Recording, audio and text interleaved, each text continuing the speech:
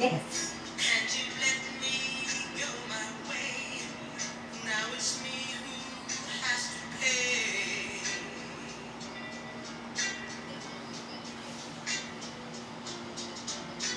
I never should have gone away. I never should have gone away and left you. Like I did with tears in your That eyes. little boy could sing. Mm-hmm. I thought you'd take Who was that again? me back, Little Anthony and the but Imperials. now to my Oh. surprise,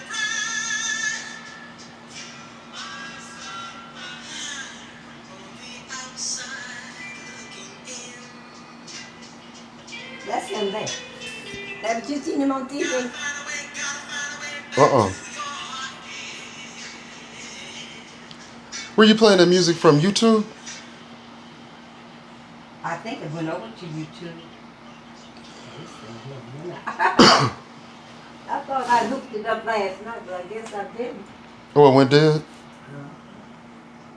Now, when we were kids, now that's what I would like to tell you. When we were children in high school, we loved music. See, if you were a writer and you wanted us in my era to buy your music, you had to talk about school, you had to talk about mother and papa. Mm-hmm. We loved to hear about it, even though most homes were kind of sad. But nevertheless, if you wanted a hit record in my day for rock and roll, you had to write music for our school. Sam Cooke had a very popular record when he sang, don't know much about history. Oh, yeah. Don't know much biology. That was #1 across the country for rhythm and blues. Isn't that something? And then there was another guy, I think it was Jimmy Jones, and he sang, "Hey little girl in the high school sweater, gee, I'd like to know you better." See, little girl in a sweater, he wants to walk home with her from school. Mm-hmm. Everything had to be, and then there was another top record about mama. We love to hear records about mama. Mm-hmm. And there were girls that sing, my mama said there'd be days like this, there'd be days like this, my mama said. I remember that. My mama said there'd be days like this, there'd be days like this, my mama said. You know your music. I know the music from my era. And when was that? Well, I was just a child in the 50s. Oh. But as you can see, the music from the 50s, I remembered and recorded it, and in my heart, you may say. Right. So even today, even gospel music, I knew all of the best gospel singers who had the top gospel recordings and hits. So you had to have a hit Right. in order for me to remember your songs. Therefore, I know most of the old hit records of the 50s and the 60s. That's a blessing. Why you say it's a blessing? I mean, this generation would never know music that good. But they do. Only difference is that they are doing rap. They know rap music. These kids can repeat verbatim the songs that they hear by the rap singers. Mhm. This is their era. Right. So everybody has had an era, but I would like to feature a lot of the songs in the future from my era still. Mm-hmm.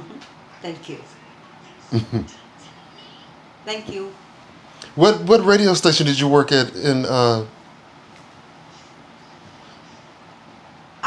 I was a receptionist. I was never really onto.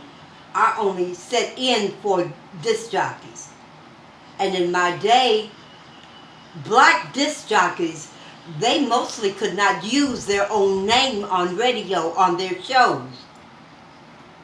Why? So because the radio stations owned the rights to the names that they had to use. So we had disc jockeys across the country, but they all use studio names. Like in Houston, that name was syndicated around the country. We had Dizzy Lizzy, we had Dr. Daddy O, and uh, if you ever lost your job as a DJ, you could not go to another radio station and use that name that you had with the radio station before.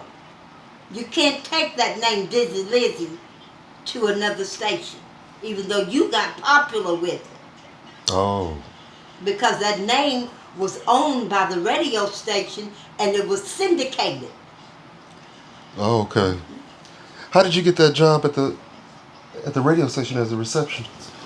Well, you could just say that I feature in my memoirs, I paid my dues coming up through school. I was working when I was in elementary school at the local little hamburger joint, so to speak. So I worked at the downtown Rice Hotel Laundry.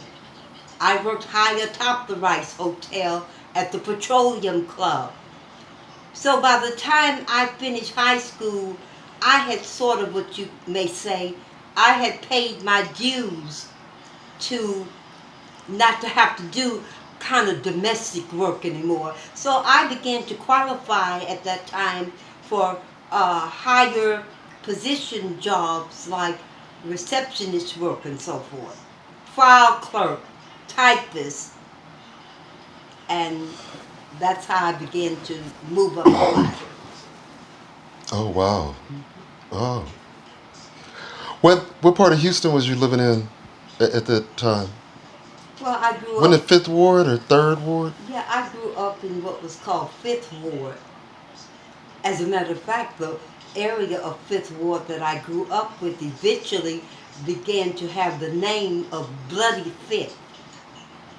Oh, There wow. was so much violence in Houston, and especially the Houston black areas at that time. So in my memoirs, you will see that members of my own family suffered through violent activities when I was growing up. And you witnessed it? I witnessed a lot of it, and I often wish today that a lot of us adult children, we didn't get a chance to ask our parents, why did this happen, Mom? Mom, what do you think you were thinking when this happened, when you did that, when this occurred? Mm-hmm. So it's a good thing today when children, while you have your parents in your stead, ask them about things that you need and feel is important to you knowing now and in the future. Mm-hmm. And that will help you to understand sometimes why things occurred, why your parents didn't seem as perfect as you would have liked your home to have been, but yet you can realize they were only human. So whatever way they were raised from childhood affected them as parents. So we have to be forgiving to the extent that even in our day of trying to raise and be good parents, we don't know everything.